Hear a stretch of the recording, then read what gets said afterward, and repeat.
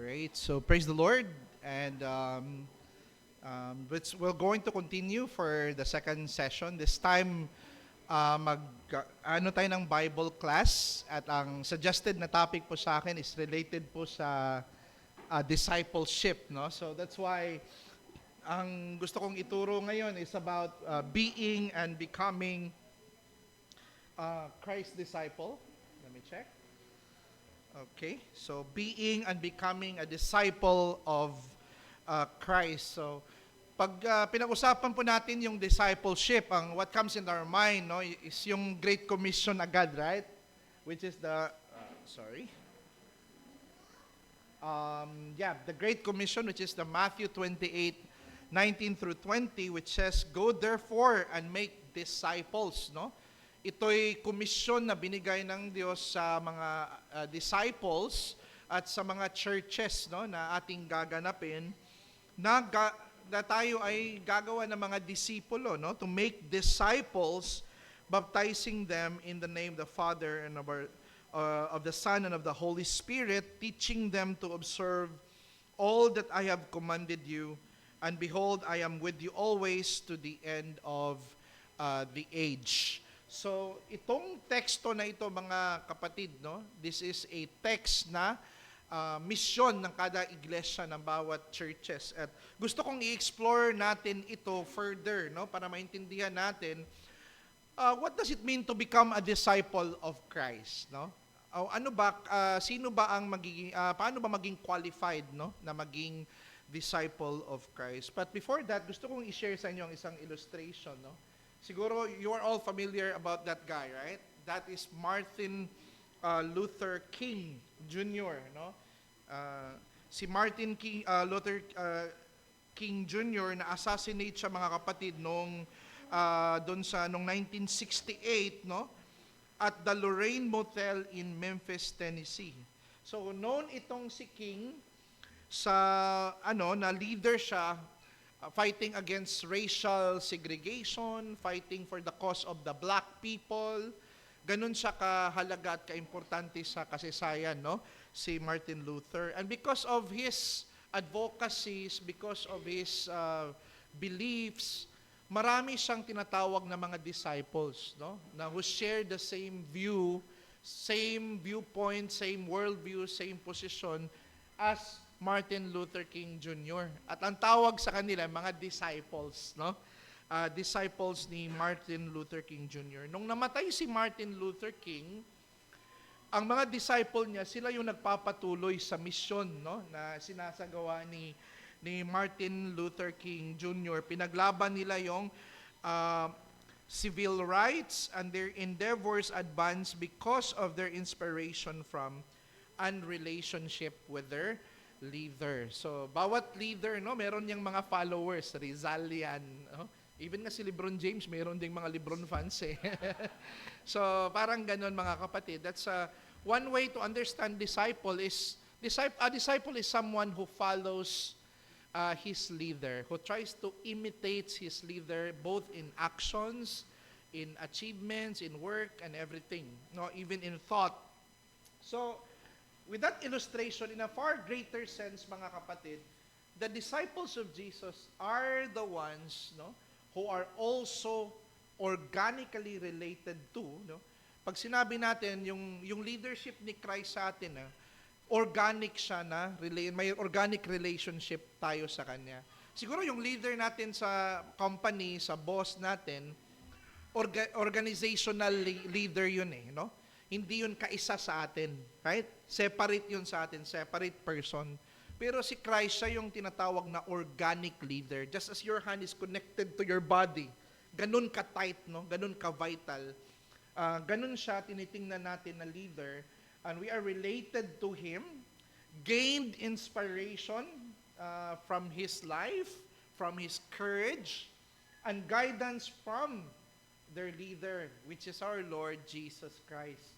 Therefore, itong discipleship, mga kapatid, no, it is a process of conforming our lives to the life, character, and mission to our Lord Jesus Christ. Inaaral natin yung Biblia, We're studying His words. We're listening some of the sermons about our Lord Jesus Christ para ma-imitate natin ito, no? At tayo'y lalago sa aspetong yan. But before that, siguro maganda, mainam na tanungin natin ang ating sarili, what is a disciple according to the Bible, no? Because a disciple, we have that understanding dito sa mundo, no? Our understanding is that if he's a follower of someone who's very known, public figure, disciple na siya, no? Pero sa Biblia, when can we say that someone is a disciple of Jesus, no? Pag ikaw ba nag-a-attend ka lang ng church, mga regularly, disciple ka na ba ni Christ doon? Or if you read the Bible in your house, or listen to some YouTube videos sa mga preacher, are you automatically a disciple of Jesus? Siguro that's something we have to look at in the Bible, no? What is a disciple of Jesus? So first, ang disciple of Jesus, yes, a follower of Christ. He's a follower of Christ who is regenerated by the Spirit. So ibig sabihin, ligtas itong disciple. Hindi ka pwedeng maging disciple kung hindi ka nakaka-experience ng tinatawag natin na born again, no? Regeneration is another word for what we call born again. Siguro iba't iba ang understanding ng born again, no? Siguro pag nabaptize I'm born again, no? Or may relasyon ako sa Panginoong Jesucristo, I'm born again. Pero let's make it clear, what do we mean by born again, no? Or regeneration. So sabi dito sa systematic theology ni Wayne Grudem, regeneration is a secret act of God. So meaning to say, not visible in the eyes, no? Secret siya in a sense na itong pangyayaring ito, nangyayari yan internally. The Spirit working internally into your heart, changing it, regenerating it. Kumbaga, patay tayo spiritually, binuhay ng banal na Espiritu inside, no? Internally, yung Espiritu natin. At ang ginawa niya, He imparts new spiritual life to us. And this is sometimes called born again. Okay? So, ang disciple, before siya magiging disciple, mga kapatid, he is a regenerated follower of our Lord Jesus Christ. Now, according sa ating text, no, the natural person, pag sinabi natin natural person, ang tinutukoy ni Pablo dito, yung unsaved, no, yung unbeliever. The natural person, anong character ng isang hindi saved, does not accept the things of the Spirit of God. Hindi siya tumatanggap ng mga bagay na sa Espiritu. So yung gospel, yung mga teachings ng Panginoong Hesukristo, he may accept the concept, yung idea, no? Pwede niyang tanggapin yung idea, pero hindi niya ina-accept yun na something na pinaniniwalaan niya, that he's gonna put his life onto that particular doctrine. He does not accept the Spirit of God, for they are foolishness to him, fully.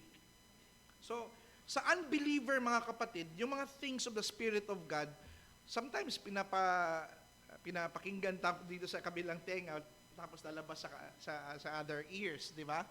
Parang wala siyang significance because internally, yun sa kanya is foolishness. And he is not able, do you see that? May inability siya to understand the gospel. Ilang beses niyang pinakinggan yung gospel, di niya talaga maintindihan yung gospel. Ang reason precisely because hindi pa siya naka-experience ng tinatawag na born again. So pag inilapat natin ito, pag unbeliever ka, can you be a disciple? No. No? Because a disciple follows the teaching of our Lord Jesus Christ. Kaso, pag unbeliever ka, wala kang experience ng pagiging born again, those things, no, about Christ and about His mission and His work means little to nothing para sa iyo. No? So, the first thing, before ka maging disciple ng Panginoong Jesucristo, kailangan mo munang maka-experience ng regeneration or ang pagiging born again. Okay? So, malinaw dito sa, important to note na to be a disciple, one must experience first the saving grace of regeneration. So, yung mga saving grace, yung salvation ng Panginoon, marami yun, no? Di ba? Election, pagpili before the foundation of the world, regeneration, di ba? Gospel call, effectual call, di ba? Sanctification at marami pang iba. I-discuss natin yung iilan doon, no? So, kailangan mo muna, para maging disipulo, you need to be saved by God. Ang Espiritu magbibigay muna sa iyo ng buhay para ikay maka-respond sa gospel na sinishare sa iyo. Okay? Next is, ang former condition natin, sabi ng Biblia, and you were dead in the trespasses and sins. Di ba? So, ibig sabihin, patay ang spiritual aspect mo. Your physical is very alive, but your moral, spiritual aspect is dead. So, kailangan gagawin muna sa iyo before ka makarespond sa discipleship, sa gospel, kailangan ka munang buhayin yung patay. Okay? So, kung ang gospel para siyang hangin, kung hangin ang gospel, dapat mabigyan ka muna ng spark of life para makarespond ka sa hangin at kaya mo na siyang i-inhale. Okay? But once you're giving a spark of life by the Spirit, regeneration, binuhay ka niya, kaya mo nang huminga. Kaya mo nang mag-respond. So, it's something like that, mga kapatid, no? So, that was our former condition. Sabi dito, the mind that is set on the flesh is hostile to God. Yung mind natin, yung totally depraved mind, kasi na-inherit natin ito kay Adam and Eve, no? We inherited this from Adam and Eve. It does not submit to God's law. Ayaw niyang mag-submit sa law ng Diyos. So, in other words, hindi siya pwedeng maging disciple if unbeliever pa. If hindi pa naka-experience ng born again. Or baka may kinakausap tayo dito, no, na hindi pa born again. Na parang nakikinig ka ng sermon, naintindihan mo yung, parang alam mo yung konsepto na namatay si Kristo, pero bakit parang empty cliche sa'yo? Possible, hindi pa po kayo na born again, no? And may you come to Christ, no? Lumapit ka kay Kristo, and may the Spirit work regeneration sa puso mo para ikay baguhin niya at lalapit ka sa Kanya at magiging disipulo ka ng Panginoon. So, to be a disciple, yeah, one must experience the saving grace of regeneration. Nakita natin yung former condition. Ano ka before ka na born again, right? Pero paano ka na born again? Yan yung ginawa ng Diyos, no? Ezekiel 36:26. Pangako yan sa new covenant. Sabi niya, I will give you a new heart. Because your heart, sabi dito, is a heart of stone. I will take out the heart of stone. I will put a new heart. I will put my Spirit within you and cause you to walk in my statutes. Doon ka palang makawalk sa statutes, commandments, and laws of God once maka-experience ka na ng regeneration or being born again, no? So, that's the spiritual remedy. Pansin nyo yung salvation dito sa Titus 2:11-13. For the grace of God has appeared. Ano daw ginawa ng grace of God? Bringing salvation for all people. And what does it entail? Anong ibig sabihin nun? Training us to renounce ungodliness.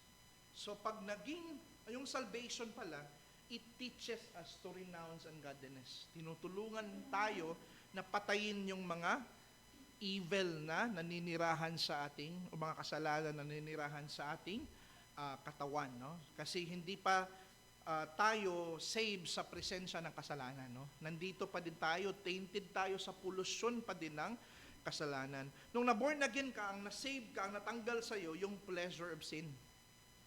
Pag na-born again ka, yung kasalanan na dati gustong-gusto mong gawin, maka-experience ka na parang nilalabanan mo na, parang something na hindi mo gusto na. Nawawala yung pleasure. Nakukonsensya ka pagkatapos mong gawin ng isang kasalanan. That is a sign of a new birth, no? That is becoming a reality in your life.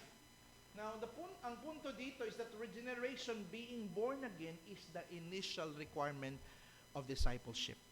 Para maging disciple, kailangan muna natin silang share ng gospel. Ang tao, makita dapat na sila'y tunay na ligtas, may pananampalataya at tunay na pagsisisi. From there, no, sila ay pwede na sa discipleship. Okay? So, pag may na-excom ang church, dinidiscipleship ba natin? Hindi. Ini-evangelize natin. Okay? Kasi ang discipleship is for the believers, sa mga nananampalataya. Evangelism is for the unbelievers, no? So, ganun siya mga kapatid. Ang implication, no matter how many times you listen to God's Word or read theological books or attended church services or conference, if you have not been born again by the Spirit, you cannot be a disciple. Okay? You may attend church services, pero kung walang work, walang pagiging born again na nangyari sa puso mo, you will not be a disciple. You can be a true follower of the Lord Jesus Christ. So, next, to be a disciple is a follower of Christ. It's not only regenerated by the Spirit, no? Hindi ka lang na born again, hindi ka lang binigyan ng spark of life para makaresponse ka sa Ebanghelyo. You are being sanctified by the Spirit, no? So, iyan po yung karakter ng isang disciple. Before ka maging disciple, you have to be sanctified by the Spirit. Pero Brother Jess, ano ba yung ibig sabihin ng sanctified? Parang bago yan sa akin, or napakinggan ko na siya pero di ko lang siya naiintindihan, no? So, ang sanctification, mga kapatid, is an internal act. Same sa regeneration, no? Parehong internal act of God. Sinong nag-work? Holy Spirit, right? Whereby He makes us righteous. Di ba ang justification, alam natin ang justification, right? Ang justification, dineclare tayo ng Diyos na matuwid. You are declared righteous. And that's one time, right? Nangyayari yan one time sa buhay natin. Pero ang sanctification is gradual, no? Sinabi dito, He makes us righteous. Yung kanina, declare righteous yung justification. Parang judge no, na nag-declare ka na righteous. External yung justification.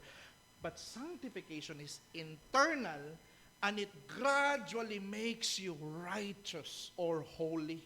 Nag-i-increase yung holiness mo as you attend to the means of grace sa church, habang nakikinig ka ng preaching of God's Word.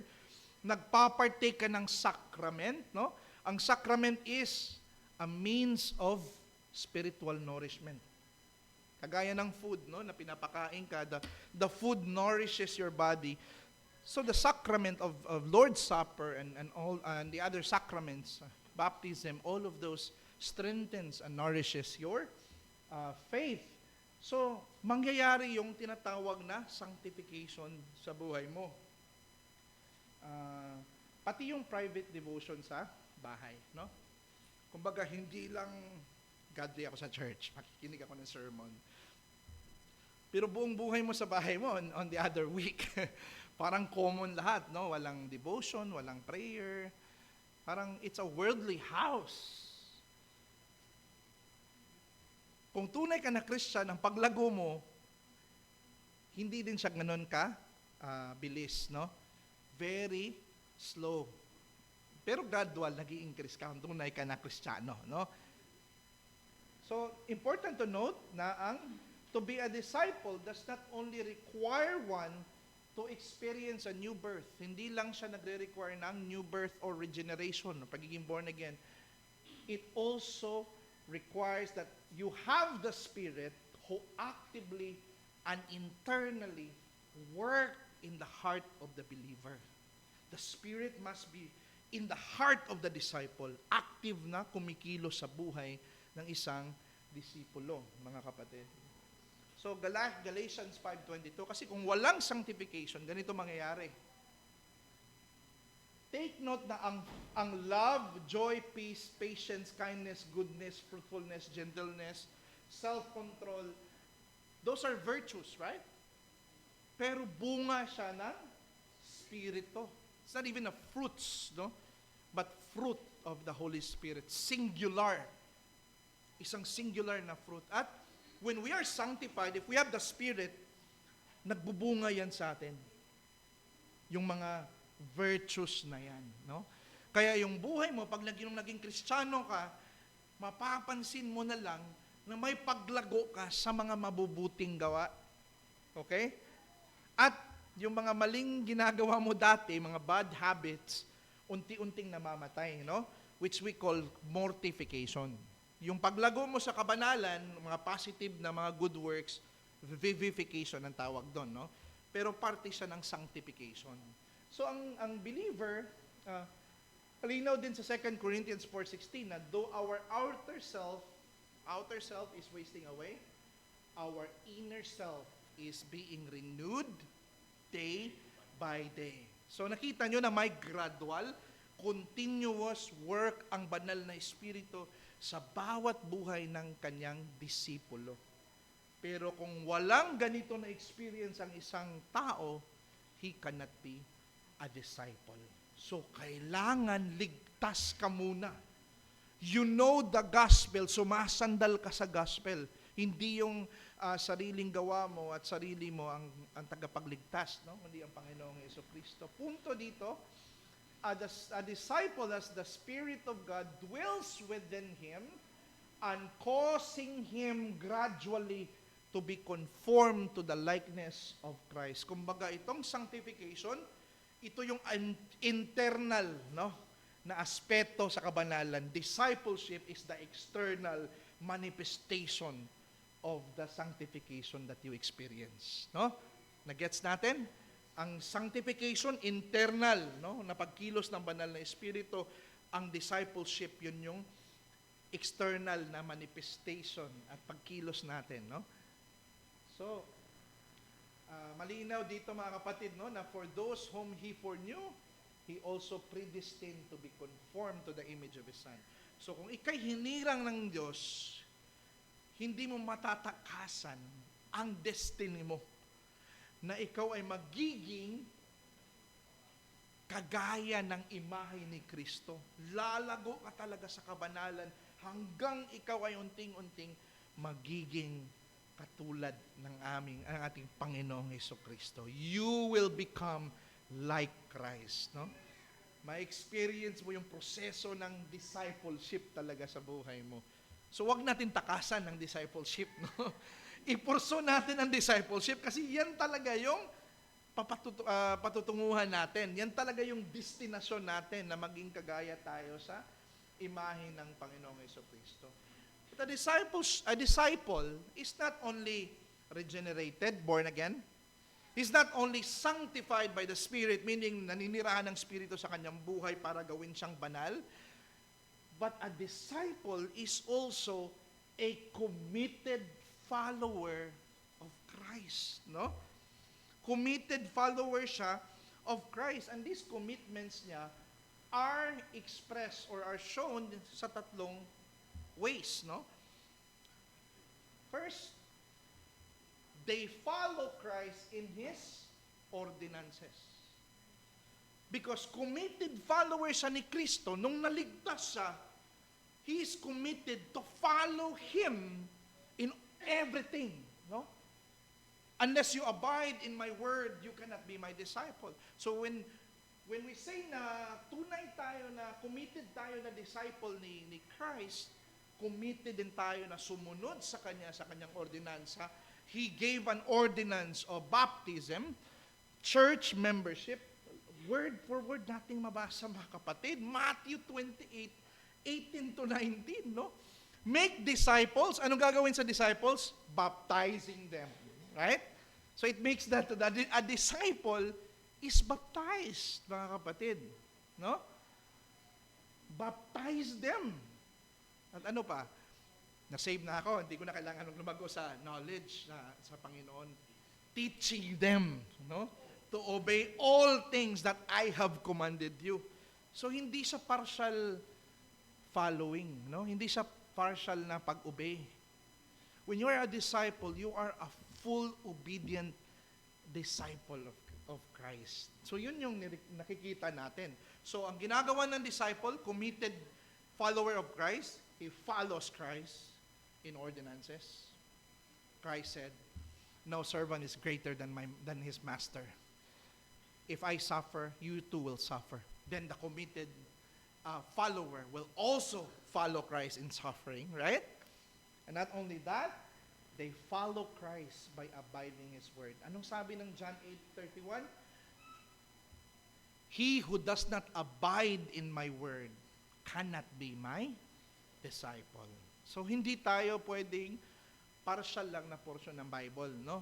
Kundi buong counsel ng Diyos, willing ka mag-submit sa Panginoong Hesus, no? Yan yung karakter ng isang disipulo. Okay? To follow Christ by abiding in His word. So kung itong iglesia na ito, tumitindig sa word ni Christ, sumunod ka, no? As long as it follows His word. Kasi disciple ako ni Christ. Pero kung ang pastor dito nagtuturo ng wala sa Biblia, huwag mong sundin. Hindi ka disciple ng pastor na yan. Disciple ka ni Kristo. Sa salita ka niya makinig, no? Ano sabi niya? My sheep hear my voice and they what? They follow me. So yan yung kaibahan ng disciple. Committed follower siya. And they follow Christ. Not just by following the ordinance, suffering, abiding in His word, by loving one another. And the world will know that you are my disciple indeed if you love one another. Kumbaga itong pagmamahalan sa isa't isa bilang magkakapatid, kung naging culture na ito sa C4, praise God. Pero kung ito siya culture na dito, din nagpapakita ito. Ito'y isang maliwanag na testimonya at patunay na kayo na nandito ay disipulo ni Kristo. Kasi kung walang pag-ibig sa isa't isa, mga kapatid, it's questionable, no? Na ikaw ay disipulo. Just as questionable, no, na Christian but di ka nagpapabaptize. No? Kasi walang ganun sa Bible, no? Lahat ng Christian, they follow the ordinance. Kasi ordinansa to ng hari, no? So in the same way, ganun din sa pagmamahala natin sa isa't isa. No? Hinugasan nga ni Christ yung feet, diba, ng mga disciples to show that He loved one another.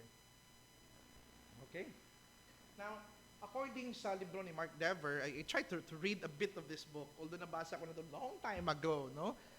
Being a disciple of Jesus means orienting our lives towards others. Just as Jesus did, di ba?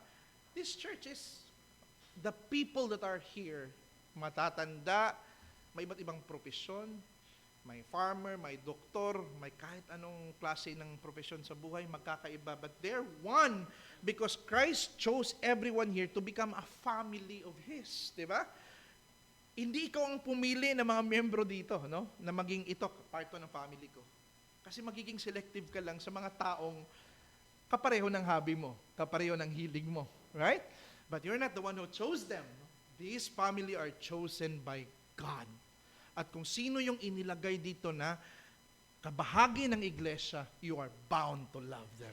Because God gave that person for you to love. No? Dapat, kung tunay tayo na disciple, we care about the people whom Christ loved. Okay? We love one another. We're willing to die for one another, you know? Because we love one another. So, this love for others is at the heart of discipling. We set our sights on serving others for Christ's sake, just as Christ came into the world not to be served, but to serve and gave His life as a ransom for many. Kaya, kahit matanda, no? Sometimes, the younger people, I was guilty of this before, makasalanan din ako. Gusto ko lang makipag-fellowship before ng mga bata. Kasi mga bata nakakaintindi sa akin agad-agad. No? Kasi mataas yung rational thinking. Pero pag matanda na, ang feel kasi ng iba, pag matanda na, hindi na to masyadong nakakaintindi. Hirap na din mag-articulate. Pero all the more ka dapat maawa sa mga matatanda. Why? Mas mataas na yung level ng impact ng fall sa kanila. yung panghihina, decay nila, resulta yon ng kasalanan na na-inherit galing kay Adan, no? So, recipient sila sa ganong impact ng fall. Mas all the more tayo maawa sa kanila at mas lalong lumapit at ipakita natin na mahal sila. Okay? So, love one another, mga kapatid. Ang punto dito, the true disciples are committed followers of Christ because they love Him. Bakit ako magpapabaptize? Because He commanded it, and I love Him who commands me to do this. Right? Isn't that a good way why we should follow Him? Because I love Him because He loved me so much. If si Christ requires him to follow all the law, all the commandments para maligtas ka, is it too much for you to follow His ordinances when He followed everything for your behalf, right? So dapat sumunod tayo dito. Kasi the moment sumunod tayo, kinikilala natin siya na siya ang tunay natin na Panginoon at ating Master sa ating buhay. So warning, a person may profess, no? Because it's easy for the mouth to profess, I'm a Christian, right? Disciple of Jesus. Yet not willing to follow Him in His ordinances and commands is possibly a false convert. We can just put possibly, mga kapatid, no? Baka hindi pa lang niya naintindihan, no? Baka Christian naman, hindi pa lang niya naintindihan. Pero may possibility din na hindi ka tunay na mananampalataya if ayaw mo sa ordinansa, baptism, Lord's Supper, and whatnot. Okay? So, we know what is a disciple now, right? He's regenerated. He's sanctified by the Spirit. He's a committed follower of all the things Christ teaches, right? So ngayon, ano yung discipleship? It should be 2. Okay, sorry about that. Number 2. We have that portion, right? Teaching them to observe all that I have commanded you. So, tuturuan daw yung mga disipulo sa lahat ng inutos ni Kristo. Okay? That's what we see here. Now, discipleship by definition is helping other believers in the church to grow and to obey everything Jesus teaches.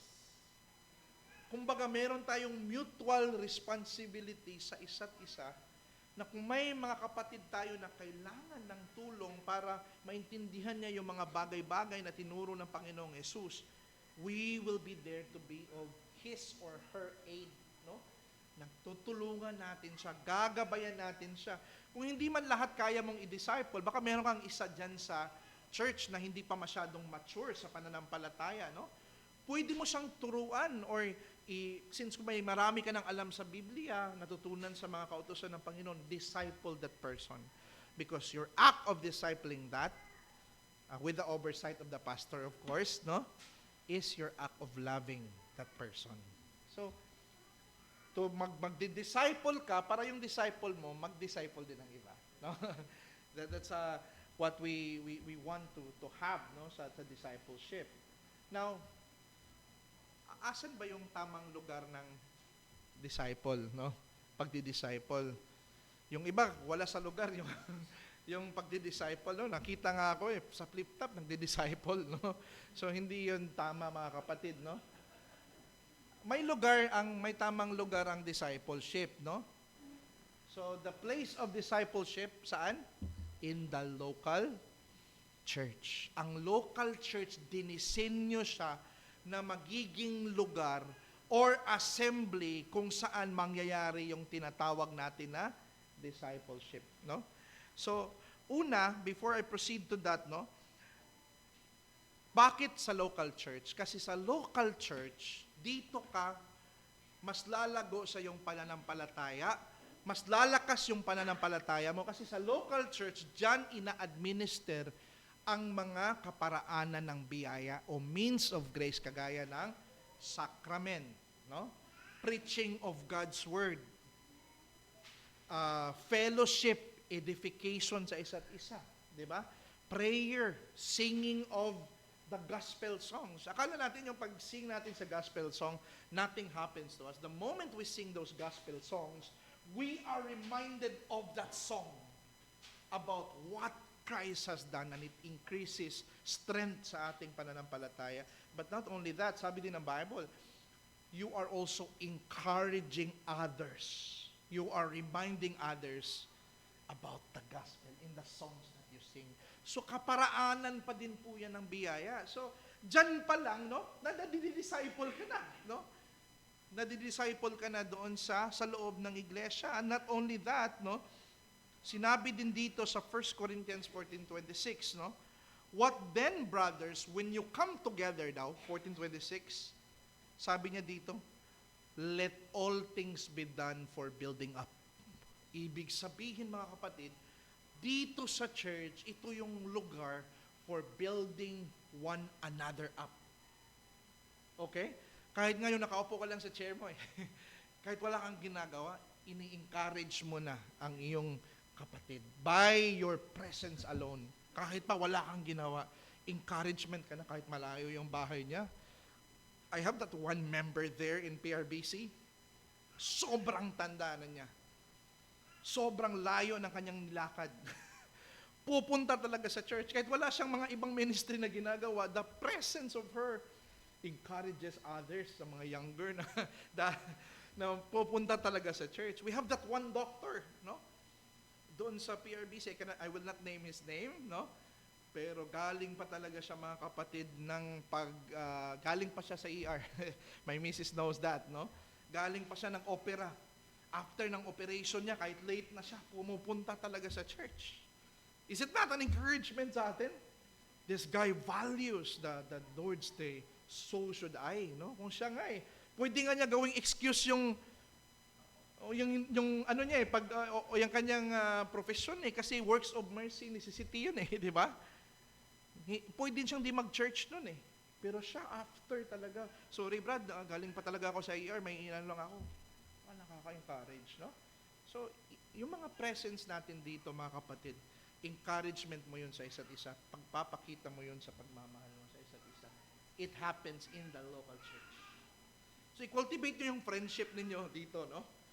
Pag-sharing kayo sa buhay ninyo, pag-kumustahan kayo, pray one another, dito yan nangyayari, primarily sa iglesia. At dito din sa iglesia, mga kapatid, dito din ma-exercise ng pastor ninyo ang kanyang pag-ibig sa inyo. Okay? In Acts 20:28, pay careful attention to yourselves. Sinabihan dito ang mga pastor. Pay careful attention of yourself and to your flock. Ano sabi dito?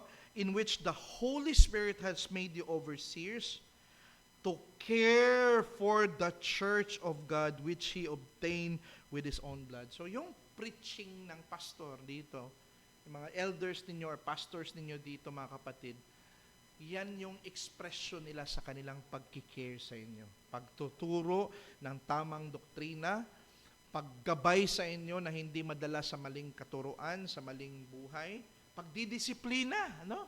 Even ang pagdidisiplina is a loving act, mga kapatid, no? Two kinds of discipline, formative, yung tinuturuan kayo ng tama, corrective, yung pag nagkasala kayo, ididisiplina, kasi mahal kayo, right? Ng Diyos at ng iglesia. So, nangyayari sa local church. Sa local church lang ba? The answer is no. Even in our private home, mga kapatid, no? In the household, discipleship occurs in the house where the father brings and leads his family in the worship and study of God's word. So may mga tendency tayo na pag may mga anak tayong marami or may asawa, may asawa at anak natin, gusto natin i-turn over sa church. Ang church na bahala disciple sa kanila kasi sila naman yung spiritual religious institution. Sila na mag-Sunday school sa anak ko. Ako, provide lang ako sa pangangailangan ng pagkain ng pamilya ko, sa mga physical needs. Hindi po yun, mga kapatid, no? As a father in the house, no? ikaw ang pastor, no, sa iyong pamamahay. At because you are the pastor in your house, dapat ititreat ka din na head ng iyong asawa. Magsasubmit dapat sa iyo ang iyong asawa at kikilala sa iyong otoridad ang iyong anak. Kasi ginawa kang head ng Diyos, no, sa iyong pamilya. And therefore, hindi mo lang siya i-feed sa mga physical niya na pangangailangan, maging ang kanyang spiritual needs. Tuturuan mo siya, i-guide mo siya. Kasi even right now, sa academe, mga kapatid, no, yung mga maling katuruan sa mga about sa wokeism, LGBTQ+, ini-incorporate na yon sa mga curriculum ngayon, no? At if you're a parent who doesn't know how to disciple or train your mga household mo members, posible silang ma-lead, no? Hindi pwedeng lahat ay iasa sa church, no? Dapat may connection ito. Ang ginagawa ni Matthew Henry, siguro kilala niya si Matthew Henry, commentator, di ba?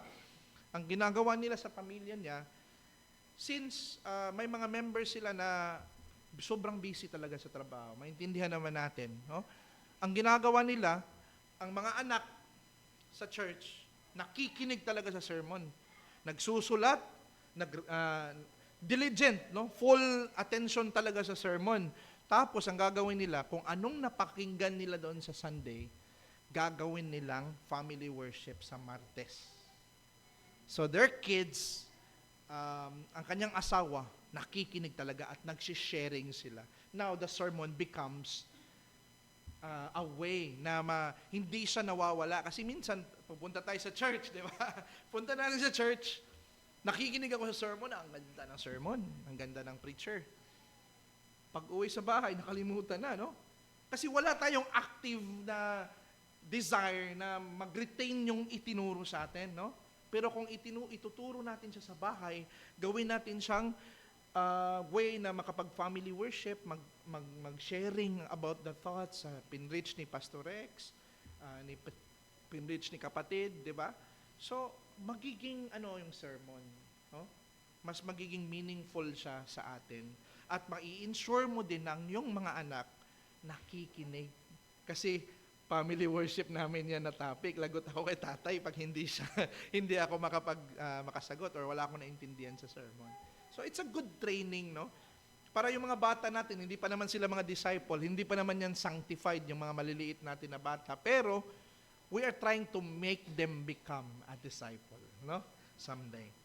So, mga kapatid, alam nyo ba na, para kay Jonathan Edwards, sabi niya, every Christian pamilya, ought to be, as it were, a little church, no? So yung bahay natin, gawin siya nating parang maliit na iglesia, no? Na tayo ang nagde-lead ang husband. Meron ba tayong text dyan sa Bible? Actually, Old and New Testament, sobrang dami. I already have a lecture on family worship, nakadalawa na ako. Tiningnan ko yung buong text sa Bible, Old and New Testament, mga kapatid. Itinuturo yan, no? Diyan pa lang sa Shema, no? Deuteronomy 6:6-7, and these words that I command you today shall be on your heart. You shall teach them diligently to your children. Kumbaga, ipasa-pasa nila yung mga katuruan o doktrina. So, mangyayari yan within the home. Hindi lang doon sa synagogue or sa mga templo, mga kapatid, no? Another thing, Ephesians 6:4, New Testament, no? Fathers, do not provoke your children to anger, but bring them up. Do you see that command? It's a command. Bring your children up in the discipline and instruction of the Lord. So may role talaga yung tatay, no? At part yun sa kanyang calling na pagiging tatay, na ititrain niya yung anak in the discipline and instruction of the Lord. Kayari family worship. Pagkukorek sa anak mo, pagtuturo ng tama, no, sa mali. 1 Timothy 3:4. Kaya nga, isa sa requirements sa pagiging elder, pastor, he must. Do you see the word must? Meaning to say necessity. Absolute necessity yung must, no? He must manage his own household well. Do you see that? Kailangan niya muna ma-manage yung household niya, yung many church niya, before siya mag-handle ng isang iglesia. Kasi kung yung maliit lang na sirkulo sa kanyang pamilya, hindi siya marunong mag-manage. Hindi siya effective na pastor doon, no? Pinababayaan niya ang kanyang mga anak at kanyang asawa. What's your guarantee na hindi niya gagawin yun sa iglesia? Right? So pansin nyo, requirements nga siya sa pagiging pastor. And not only that, no? This is very good verse. Sabi dito sa 2 Timothy, sabi ni Pablo, I am reminded of your sincere faith. Ngayon, saan nanggaling yung faith? A faith that dwelt first in your grandmother Louise, no? And your mother Eunice, and now I am sure dwells in you as well. So ibig sabihin, galing sa lola, itinuturo ng lola sa nanay, ang nanay itinuturo sa anak. Pasa-pasa, transmission, di ba? So tayo, pag whatever we understood dito sa iglesia, ipasa natin yon sa ating anak, no? Na hindi pa, mga maliliit natin na anak na hindi pa nakakaintindi. Or yung asawa mo na parang di niya naintindihan yung sermon, you will be there to help. Maintindihan niya yun, no? At let's prioritize the spiritual well-being of our family over those things that are vanity. Kasi sometimes, ang nasa isip natin, very focused tayo doon sa mga career, saan bang magandang university mag-aaral ang anak ko, saan bang magandang school. Those things are good, right? Maganda yun if you're planning for your family, a good life. But remember na in the long run, in the short run, beneficial siya, right? But in the long run, vanity yun kasi it will just go away. Hindi mo madadala yung edukasyon at lahat ng mga bagay doon sa langit. Pero yung pag-train mo sa kanila sa spiritual na aspect, it must hold higher importance. Kasi forever mo yung magiging legacy bilang pamilya, bilang mama at papa sa iyong anak, at bilang husband sa iyong asawa. Right? So, ito din yung way ng husband na ma-protectionan niya at ma-preserve niya ang kanyang asawa. Kasi kung ang husband wala siyang ganitong ministry sa kanyang pamilya, he's putting his wife in danger, no? Responsible ang husband sa sanctification ng asawa. Okay, mga kapatid. So, malinaw 'yon. At to my surprise, no, yung 1689 London Baptist Confession of Faith. Pero actually, ang una talaga, dapat 1677 talaga yon, mga kapatid. Kaso may persecution nung time na yun, kaya hindi nila pinablish. No? Kaya sa 1689 na nila na-publish. Pero even sa preface nila, mga kapatid, nakikita nila na ang reason kung bakit merong malaking problema, is that, sabi niya, and verily there is one spring and cause of the decay of religion in our day, which we cannot but touch upon and earnestly urge a redress of, and that is the neglect of the worship of God in families. Church lang, wag ng pamilya, no? Hindi, dapat let's transform our family into a church, into a mini church, no? So, especially kung believers lahat na nakatira doon, no? Challenge yun kung unbeliever yung mga kasama mo, di ba? Hindi mo yan magagawa agad hanggat di sila maliligtas, mga kapatid. So, the spiritual health of the church is connected with the spiritual health of the home. Tandaan natin yan, no? Kasi kung walang spiritual health yung bahay, church lang, may possibility na mag-lead tayo into Phariseeism. Para tayo mga Pariseo. Nasa church pupunta tayo, banal, no? But sa sarili nating pamamahay, hindi. So, ganun yung problema, no? We may fail dito sa home, pero ipaglaban mo. Ipaglaban natin na mataguyod natin na magiging iglesia talaga yung bahay natin, na maliit na iglesia. So, sino bang prospect ng discipleship, no? Malapit na tayo. Him we proclaim, warning everyone and teaching everyone. Every one of us, no? Even ako preacher na ako, no, nagpapaturo pa din ako sa mga pastors. Ang mga pastor nagsisik din ng guidance ng iba sa kanilang kapwa pastor, no? We are being discipled and we disciple, right? So, kaya itong mga verse na ito, tingnan mo, older women, kasi ang mga older women, may responsibility din sila, no? Train the younger women. Bigyan nyo sila ng advice. Bigyan nyo sila ng wisdom kasi matagal na kayo, may mataas na kayo na experience. At ma-express mo yung pag-ibig mo sa mga younger through love. Okay? Paul trained Timothy to train others. Fathers are to train their children. Missionaries are to teach the nations everything Jesus commanded. Kaya nag-a-association tayo, no? Para yung mission natin, hindi lang limited dito sa lugar natin, no? Kung malawak tayo, mas ma-accomplish natin yung great co-mission. Diba? Hindi siya mission lang, co-mission. No? At all Christians are to exhort every other day to avoid sin and to stir up each other. If you see your brother is sinning, is in the wrong track, correct that person. No? Kasi kapatid mo yan. All Christians are to use their gifts to serve others. Kung may gift ka, ipagamit mo yung gift mo, no? At ang church din, kung makita mo na may gift talaga yung kapatid, either kumanta or mag-preach or tumugtog, let them use their gifts. Recognize it because God is letting you see the gifts. And it's for the building up of the church, no? Kasi pagamit natin yung gifts, mga kapatid.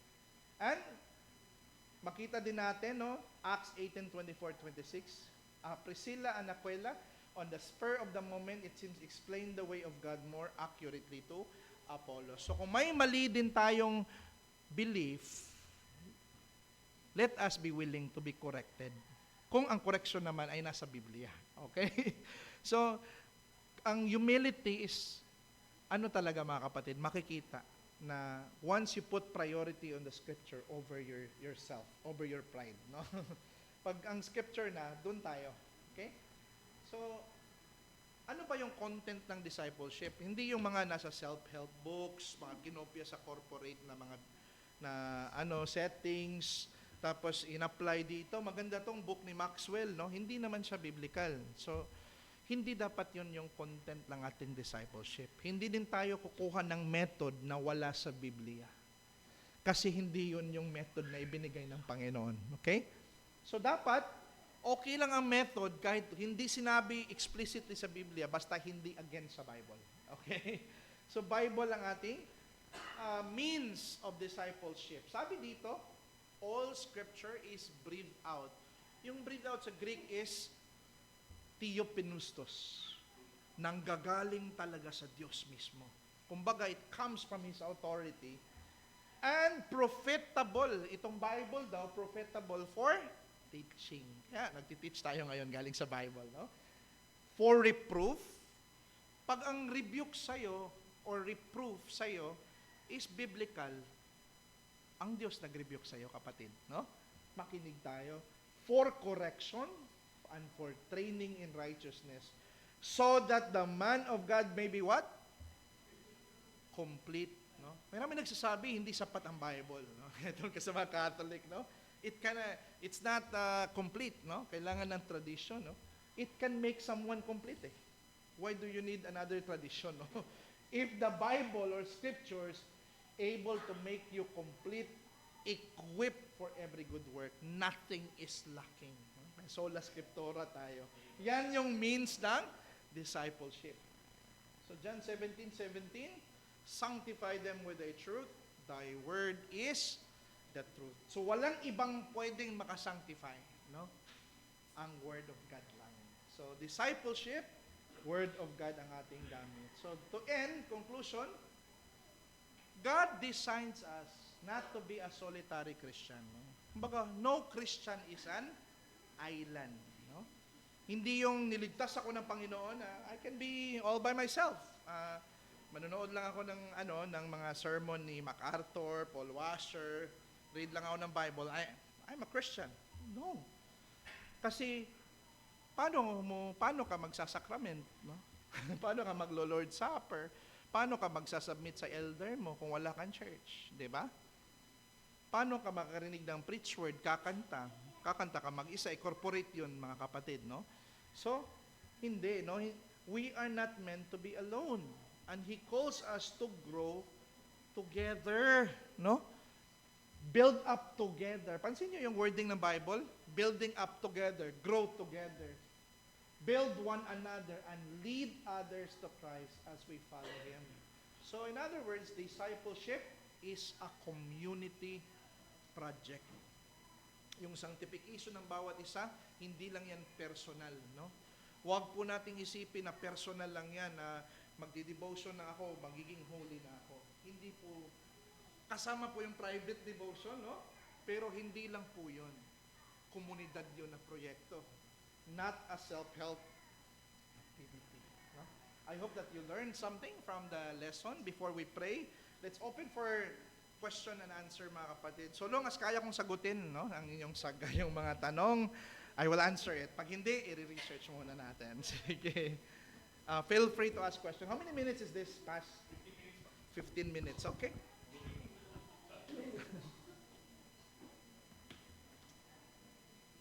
Yan, purihin ng Panginoon. Napakadami nating natutunan ngayon. At as you know, meron tayong ni-launch na program. Ito yung Project Timothy. At ipapasalamat tayo sa Panginoon. Napakarami yung ating mga kapatid na tumugon. Nag-start as disciplers. At marami din yung nagpapadisipula. So, Brother Jesse, siguro yun yung una kong tanong. Yung iba, pakian nyo na. Ready nyo na para mabilis tayo. Waiting din kasi ating mga kapatid sa Ambulong sa amin, na mga meron tayong activity ngayon doon. So anyway, hanggang 10:30 naman yung sinabi namin. So Brother Jezreel, yung tanong is, ang discipleship ay dapat by the Spirit, naturally nangyayari, and sometimes the church, in order to teach, may ginagawa siya mga programs. Yeah. So is it okay? Ano lang yung mga hindi dapat na nangyayari kung ito may program parang nagpipilitan o hindi qualified ang discipler, mga ganon. Ano yung mga pwede pong pag-ingatan kung maglo-launch ng program ang church in order to educate or parang to... Kasi paminsan kailangan may motivations Yan lang po. Sige, no. Maganda ito kasi itong mga programa natin na mga discipleship, no, parang ito yung expression natin, no, sa pagganap ng discipling one another. Pero may mga bagay din na kailangan nating ingatan, no, sa, for example, sa discipleship, no. Unang-una, pag ang discipleship na ginagawa, for example, gumagawa tayo ng worship, let's say, musical night na worship type siya, no. So sa akin, mga kapatid, sa Reform Baptist, no, hindi tayo pwedeng mag-create ng worship service na hindi Sunday. Pag nandoon na yung mga elemento ng pagsamba sa other day, tapos it's supposed to be a discipleship day, pero parang ginawa na natin siyang worship na parang it's hallowing another day. So una, ingatan. Pangalawa, siguro yung mga method natin na attempts to draw a goat to become a sheep. Kumbaga, walang gospel na evangelism, puro lang siya how to become a disciple, no? Kasi usually, tinuturuan tayo ng mga steps. Ito, para maging disciple ka, pero hindi tinuturo yung gospel, repentance, o mga ganon. So, parang false errand siya. Kumbaga, wala siyang papatunguhan, wala siyang sense, kasi hindi mo, kahit anong gawin mong method para ipa-act mo yung isang kambing na magiging sheep, kambing pa din siya at the end of the day. He's just acting like sheep, no? So it must be gospel-oriented and gospel-centered ang ating gagawin na discipleship. At ang discipler din, no, i-make sure natin, mga kapatid, na hindi under discipline, good standing sa church, no? Kumbaga, ang kilala siya sa mga ng iglesia na siya, gifted siya na tao. Kung mga event man na mag-host siya ang discipler, kailangan siguro ng ganun, no? Accountability sa ganun. Tapos, dapat ipaalam mo yung, kung mayroon kang discipleship ministry, ipaalam mo sa church para ma-oversight, no? Let's say, gagawa ka ng YouTube videos, no? Monetize pa, no? Ang kanyang YouTube video. Tapos, walang kalam-alam ang church, may videos ka pala diyon na ikay may mga follower ka sa TikTok, no? Na walang kalam-alam ang church. Hindi po gano'n, no? Dapat may accountability ka. You inform the church will oversight para makita kung anong kailangan mong i-improve at ano din ang dapat mong iwasan, no? Kasi may tendency din kasi pag ginawang content itong discipleship, no? Parang driven because of the monetary gain, which is something na contradictory yon sa Biblia. So yun yung mga siguro ingatan, no? Na dapat scriptural, gospel-centered siya. Accountability, dapat may accountability sa church ang disciple. At bawat ginagawa natin na discipleship, no, kung mayroon tayong gustong friend na tuturuan, inform and ask counsel from your pastor, no? Kasi baka ikaw di ka din inform sa mga doktrina, no? Nagtuturo ka na ng na si Kristo ay naimpyerno kasi namatay siya para sa atin. mga mali na mga doctrine, no? So dapat maganda na may oversight, may suggestion sa pastor ang mga ginagawang discipleship program. I cannot go to other specifics sa mga naisip ko lang pa. So okay na po ba 'yon? Any other questions? Baka meron kayong gustong i-pursue na tanong. Kahit mahirap, tara subukan na natin kung kaya ba. Just let me know lang pasa kung ilang question na lang kulang for the time. Yes, Ma'am Dayan. May mic na. Sige po. Ayan, hello po, Pastor. Nabanggit niyo po kanina na yung disciple should be regenerated or born again. And he or she should be sanctified. Yeah. Nabanggit niyo din po na yung bata po, they are not yet sanctified. Tama po ba? Yeah. Paano po, kasi dito sa community namin, merong Project Timothy, yung discipleship. So, some parents, yung bata po yung kanilang dinedisciple. So, can't we say na yung bata po, hindi po siya mako-considered as disciple po? We're training the child, teaching the child and training the child to become a disciple. Okay. So, pasok pa rin po siya sa Kung baka discipleship. tinuturuan natin siya we are making disciple of the child. Yun yung sabi dito sa Bible, no? Go into the nations and make disciple. So, that child is a prospect of discipleship. Okay po. Thank you po, Pastor. Pero merong mga disciple na, pero dinidisciple pa din, no? Parang dalawang layer. Mayroong iba na hindi pa disciple, pero pinipreach natin ang gospel para maging disciple, no? Meron ding already disciple na nasa na siya, stage ng growing as a disciple. So, did I answer your question? Good. Any other question?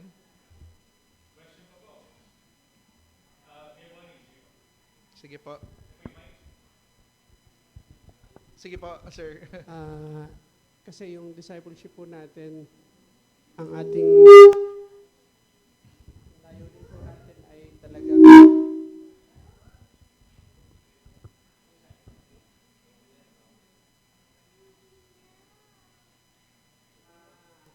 yung sa ang tanong ko lang, halimbawa okay po ba na mag-disciple halimbawa yung isang lalaki tsaka isang babae or dapat pareho lang babae, parehong lalaki? May asawa na ba sila? Opo. Kumbaga, itong isang lalaki may asawa, itong babae may asawa, tapos dinidisciple. I would not encourage that. Pwede siya siguro mag-disciple na nandyan yung husband niya. Sabay. Pero kung sila lang dalawa, it's dangerous. It's dangerous yan. Kasi marami na nangyayari niyan, no? So, it's not safe, no? So, siguro, pwedeng yung both mag-asawa nandun. Magkasama sila, na fellowship sila together, no? Pwede yun. Brother, go ahead. Okay lang sa youth. Kasi para pwede silang, pwede naman siguro kasi hindi naman sila mag-asawa. At it's good na kung may ma-develop sila na pagmamahalan sa isa't isa. Kung pareho sila Kristiyano. Kung pareho sila Kristiyano, praise the Lord, no? Nasa ako side na yes, no? Very highly recommended, no? Kung sila magkaroon ng development. At train them na maging open sila sa kanilang magulang na parang I feel sa kanya, hindi natin sila parang ginadya, bawal ka pa niyan, ha? Hindi tayo masyado dapat strict sa ganon, no? Dapat open tayo, especially kung Kristiyano naman, no? Kasi mga kapatid, ang daming mga babae ngayon sa Reformed Church, Baptist Church, tumatanda na nawalang asawa, no? Dahil gustong-gusto nila mag-asawa pero wala na, it's too late because masyadong strict nung una nung kabataan nila masyado eh. Kung Kristiyano naman, be open, no? Good for that. Kung walang mag-asawa, pero kung may partner na yung isa, parang hindi na suggested. Pero kung may boyfriend yung isa, how about gano'n, no? May boyfriend na yun na Kristiyano din, tapos lalaki dito, siguro yan ay subject yan sa wisdom na, no? Yung bagay na yan. We cannot bind, we cannot say it's wrong, pero we can say it's better not to. Kasi baka yung fidelity din, no? Maapektuhan yung pagiging faithful ng boyfriend, girlfriend, no? Even though di pa yan kasal, pero they're aiming for marriage eh. So, mahirap yun, no? It can cause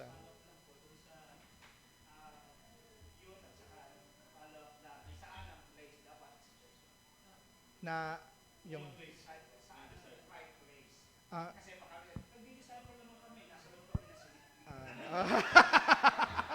kaya nga sabi na place to. The church, the local church yung place, no? Hindi yung kasi under pa din sa parental authority, no? Especially ang mga kabataan kasi accountable sila sa atin kung kita tayo mga So kaya nilinaw ko kanina, no? Or pwede sa bahay na nila na nandun yung mga magulang, no? Na for example, yung lalaki na yun ay gusto niyang i-Bible study na tuloy yung buong family. Praise God, no? Thank you brother, na answer ko pa. Brother, may accountability talaga dapat, no? Dapat hindi din natin kung ang mga young people din, no? Huwag niyo nating i-bypass yung ating mga magulang kasi inano na sila ng Panginoon diyan, inilagay sila sa posisyon na yan para pangangalagaan kayo, no? Para i-make sure nila na yung landas ninyo ay para sa inyong ikabubuti, right? So huwag i-bypass.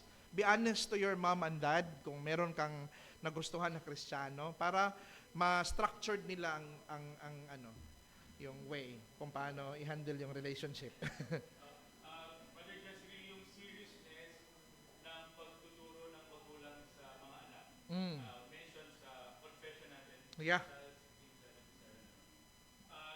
If I remember right, noon, parang nabasa ko ito kasi na Puritan era? there are those parents who are being disciplined by the church Yeah. dahil hindi nila no catechism na ginagawa. Yeah, it's in the Westminster Confession of Faith, no? The Presbyterian in general, no? During the Puritan era, pag hindi nagfa-family worship yung husband, yung tatay, subject siya sa church discipline. Kasi negligence of duty yun, no? Para sa tinitingnan yun ng mga Puritan. In other words, 'di ba sabi ng Biblia, no? Pag hindi mo daw pinapakain, if you're a husband, hindi ka nagtatrabaho, hindi mo pinapakain yung mag-ina mo, you will be subject to discipline sa Bible You're worse than infidel. At didisiplinahin ka. Physical yan. Ngayon, ang argument ng mga reform, how much more sa spiritual? Kung sa physical, ididiscipline na siya, na hindi niya i-fulfill yung responsibility, how much more sa spiritual? Kaya sa kanila mga kapatid, dumating ang panahon na ang buong Scotland, mga kapatid, it was 17th century, family worshippers lahat, halos lahat ng nasa Scotland doon. Naging kultura siya ng Scotland na family worship ang mga tao doon sa Scotland, mga kapatid. So, that was before.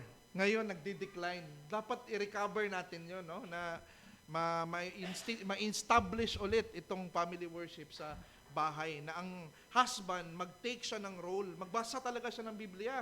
Kasi minsan ang itong family worship, pastor, no, napansin ko, Naging burdensome siya sa atin eh. Because we think na kailangan natin magturo ng malalalim, which is hindi kailangan, no? Magbasa ka lang ng text sa Bible, yung nakikita mo lang na interpretation na naintindihan mo according to the measure of your knowledge. So ibig sabihin, ito yung tinuro, pinapakita dito na ganito yung Diyos.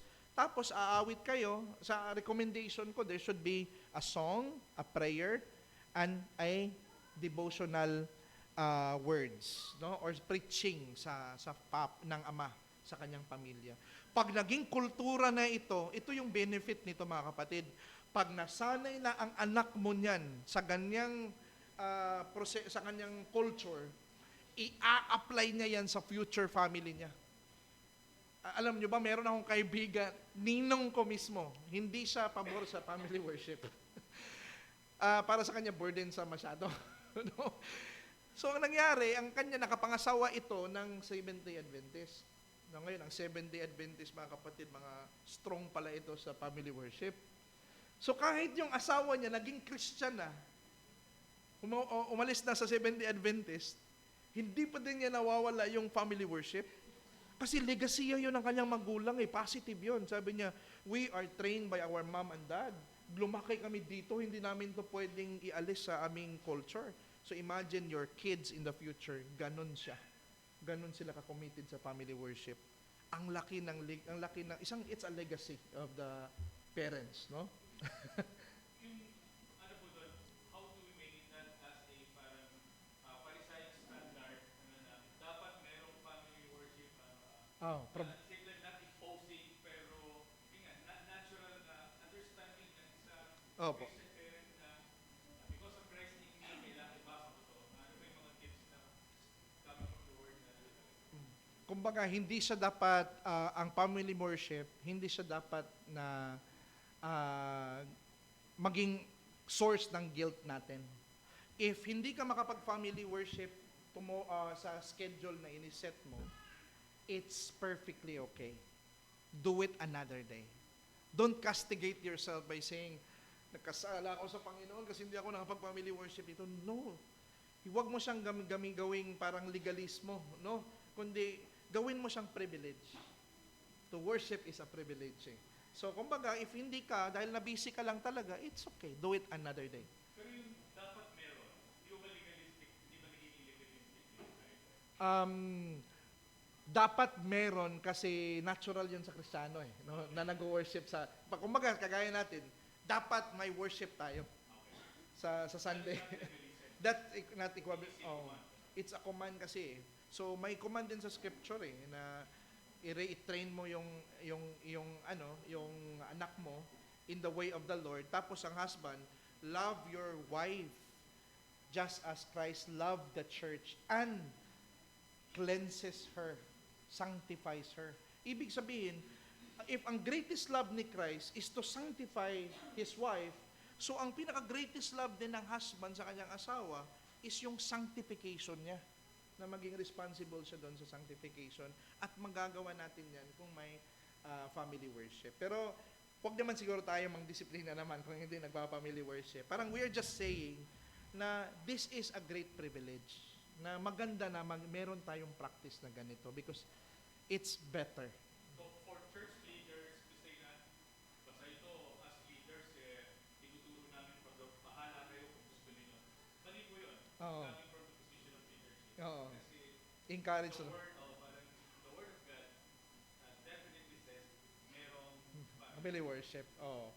I am in that particular position, pastor, no? Sige kasi ayaw namin maging burdensome to at maging legalistic kami as pastors and others na dapat meron. Oo. Titingnan namin yung police report kung pero o wala. As much as possible, ayaw na maging legalistic. Oo. Wag lang mag-legalistic. Pero sabihin, bahala naman kung gusto ninyo. Because Oo. that is not an option for us. Yeah, I think it's not an option at all. Kasi parang dinilalagay mo din sa delikado ang iyong flock. Pag hinayaan mo lang sila na, bahala kayo anong gawin nyo sa Sunday, Monday, Tuesday hanggang sa Saturday. So, part din ng oversighting yun ng pastor, no? I believe marami akong sa association, no? Every time nag-i-interview ako sa mga pastor, no? when they do oversight with their members, they ask, kumustang family worship ninyo sa family? Part siya ng oversighting ng mga pastors talaga, no? So, husband, no? Take the role of being a family worship leader. Pero, ganito din. Wife, complement your husband. Tulungan mo yung husband mo sa role na yan. Kasi help meet ka. Kasi sometimes, ang asawa din, no? Possible din na passive ako, ikaw ang head sa family, dapat ikaw nag-ano tapos nagne-Netflix lang, no? Hindi tama yun, no? A wife will remind her husband, no? Her partner na, love, this is the schedule, this is what my wife does also to me. Love, it's family worship time. Stop muna dyan, magsisimula muna tayo, you lead, ganon, di ba? Pero hindi pwedeng passive subject lang siya na nag-aantay lang siya sa husband niya pag kumilos. Pag nakalimot yung husband niya, nakalimot ka eh. Hindi pwedeng gano'n, no? May active relationship sila. Pati mga anak, no? Ano na ngayon, no? Family worship na natin time ngayon, di ba? So, meron talagang joint responsibility, mutual responsibility sa isa't isa. Kasi, kagaya dito, no? It's not the pastor who has the responsibility to worship. It's all the members, right? So in the family, it's not just the head who has the responsibility for family worship, but the members thereof. So, ganun siya mga kapatid, no? I hope you learned something from that. Pas. Sige po. Meron po kaming talagang family. Wow, praise God. Pero po yung SBC po kung tinatawag is Small Biblical Community. Once in a week. Pero yung ang pagkanta, hindi po namin naisasagawa ito. Yung kumbaga, prayer, pag-aaral ng salita ng Panginoon, kasama ang pamilya, kasama ang anak. At yung sinasabi niyo po kanina na kaming mga asawa ay halos po naman ay isinasagawa sa biyaya ng Praise Panginoon. God. Yung nga lang po, yung siguro, narinig namin mula sa inyo na may maganda yung may awit. Ano po? Oh. Ayun po, hindi po namin ginagawa. Siguro po ay gagawin po namin. Ano yan? It's hindi ko naman sinasabi, sister, na pag walang awit, nagkakasala na or mali na. Hindi naman, no. It's between good and better. So, it's good na ginagawa na yan, pero siguro, it's better na may awit, no? Kasi, ang singing kasi is an element of worshiping, no? So by incorporating singing in the worship, it makes it essentially worship, ganon. So just my opinion mga kapatid, no? Good and better. Don't.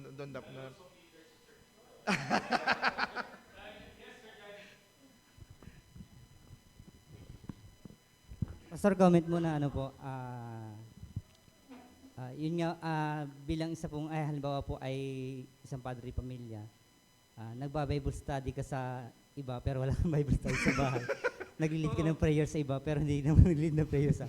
Parang awkward po, no? I think it's better to sa family mo. Kasi nabanggit nga po kanina, mas maganda as a leader nga, napapangunahan mo. Napapangunahan mo yung iba pero yung So, that's a comment lang po. I think you're very correct, brother, no?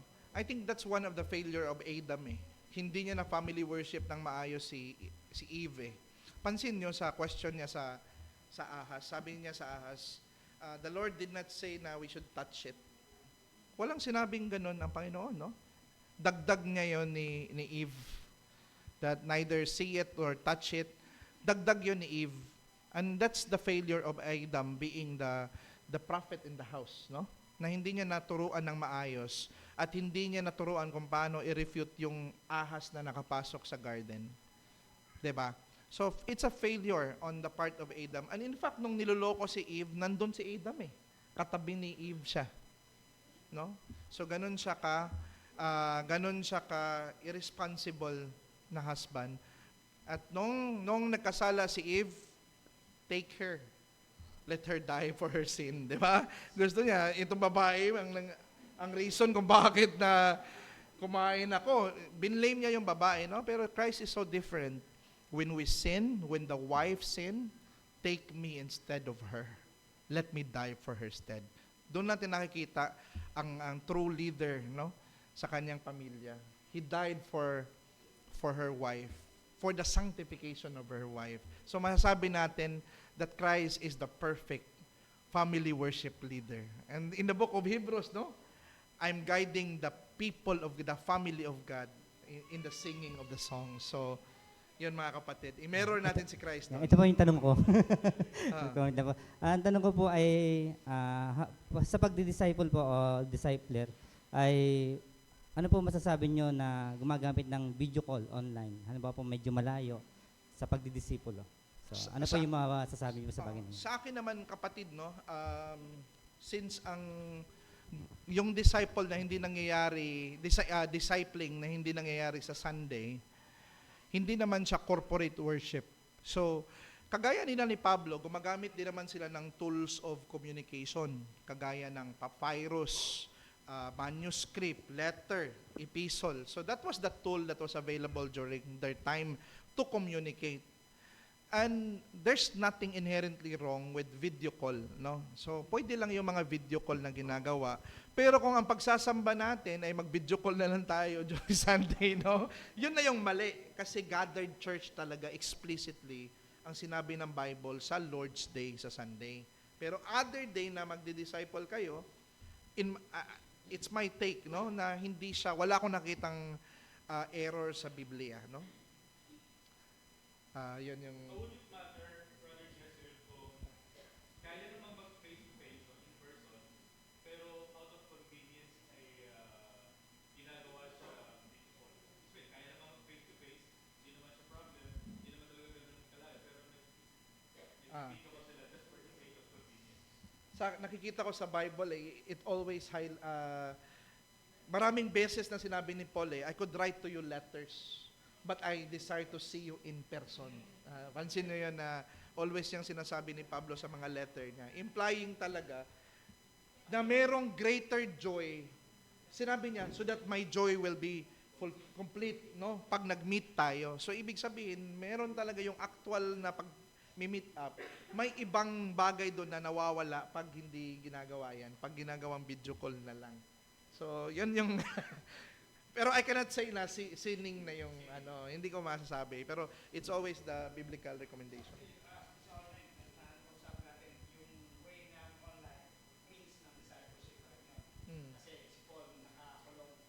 Oh, right. Hindi siya actual. Oh.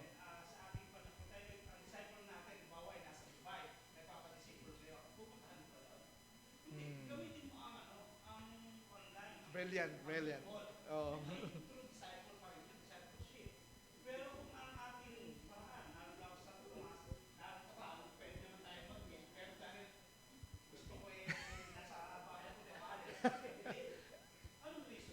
Okay. Oh.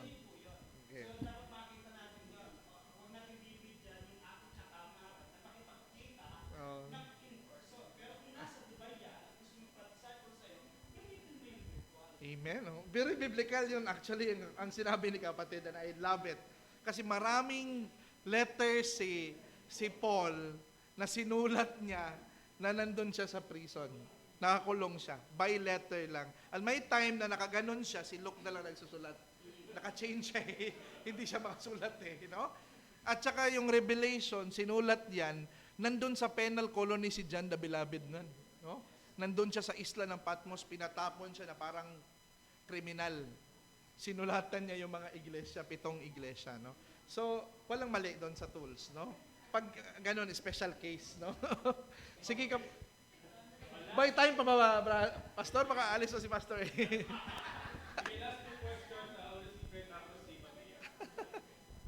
Brother Gisriel, tanong ng anak ko, how about po yung mag-meet sa SM, doon magdidisipulo or sa mga lugar na doon sila, coffee shop. Mga Starbucks. Oo, Starbucks. Pwede po ba yun? Ang sagot ko dyan is, kapatid? Sana all.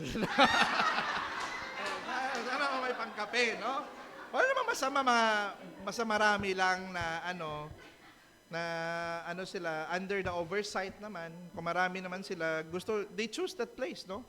Hindi, I think may mali na magdagdag tayo ng bawal na hindi binabawal sa Biblia, no?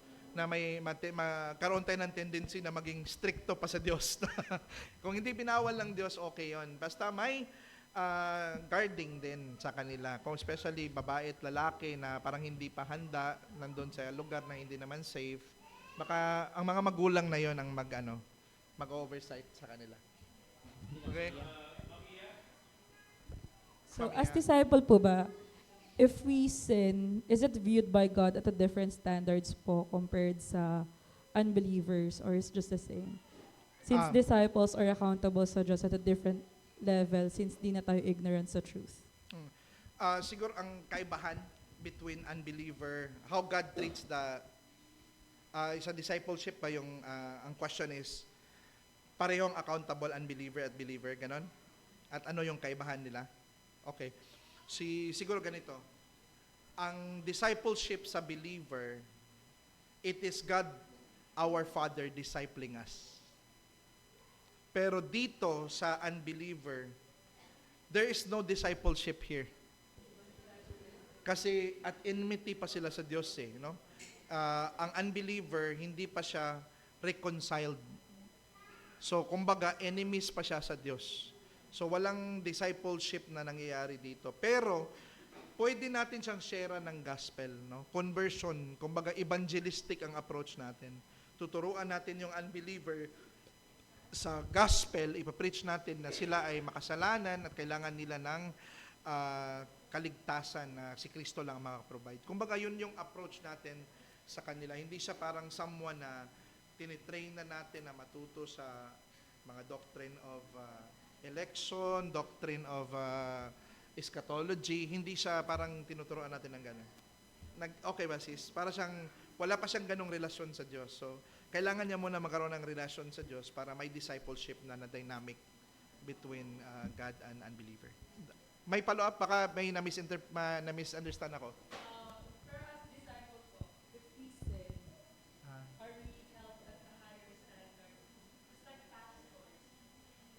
Discipler. Discipler. Kumbaga, ikaw na nagdi-disciple, are we held with high... siguro pastor, no? Pag sinabi nating pastor, sinabi din sa Bible na ang mga teachers of the word, pwede nating i-incorporate yung mga nagtuturo na because pag the greater knowledge you have, the greater accountability. So, kung ikaw ay nagtuturo na, kahit hindi ka pa pastor, pero ikaw mismo ay, kung inukontra mo yung mga katuroan ng Diyos at mga greater condemnation sabi ng Bible sa James, no? Be careful na not everyone dapat mag-teacher.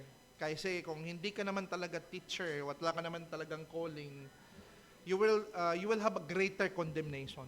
Kasi mas greater ang light ng knowledge mo revelation, mas mataas ang accountability sa'yo. Ganon. So kung discipler ka na baka may level yon na mataas ang ang standard para sa'yo. Okay na ba? So mag-pray ako. Okay. Sige po. Pasalamatan natin ang Panginoon sa buhay ni Brother Jezreel mula pa kanina sa pagiging messenger ni Lord. Praise the Lord. At ngayon sa ating Bible class, all glory to God. At we'll have him again some other time. Yeah. Alam ko marami ito. Kaya nga nag-uusap kami, sabi niya yung congregation, meron siyang for congregational singing. Parang pareho tayo. Pass. Meron siyang pwede pa mga ituro sa atin. So we'll have him again. Yeah. Next few weeks. Lecture sa Lecture, congregational singing. Sige po, Pas. Let's pray po. Tayo lahat. Maumanahan tayo ni Brother Jezreel. Sige po. Let's pray. Aming Ama na nasa langit, Lord, kami po ay pumupuri sa iyo, sa iyong kabutihan sa amin, sa biyaya na aming tinatamasa, sa iyong grasya, Lord, sa mercy mo sa amin, sa pag-preserve mo sa amin, Panginoon, throughout the whole day dito sa special day mo ngayon sa Sabbath. Salamat, Lord, that as we keep the Sabbath, we are kept by the Sabbath. At andito kami ngayon upang ikay sambahin. At nagpapasalamat kami sa buong iglesia na ginamit mo, Panginoon, ang iyong salita upang magturo, mag-inform, mag-rebuke sa amin, at mas lalo naming nakita ang kagandahan ni Kristo. Salamat Lord sa mga ordinansa at sa mga ginamit mo sa iglesia at sa gagawin pa mamaya, Panginoon. Pagpalain mo nawa itong C4, Lord, sa kanilang mga ministry at nawa, Lord, i-preserve mo ito at paunlarin mo sila, Lord, sa kanilang growth sa iyo, sa iyong biyaya at sa knowledge about you. At ikaw, Lord, ang mapurihan dito sa buong araw, ang hanggang sa pag-uwi namin sa amin tahanan, Lord, ang iyong grace mag-abide sa amin. At salamat dito sa lahat. Sa ngalan ni Jesus. Amen. Praise the Lord. It's a joy, Pastor, to be here. Praise God. Meron kaming susuportahan na gawa.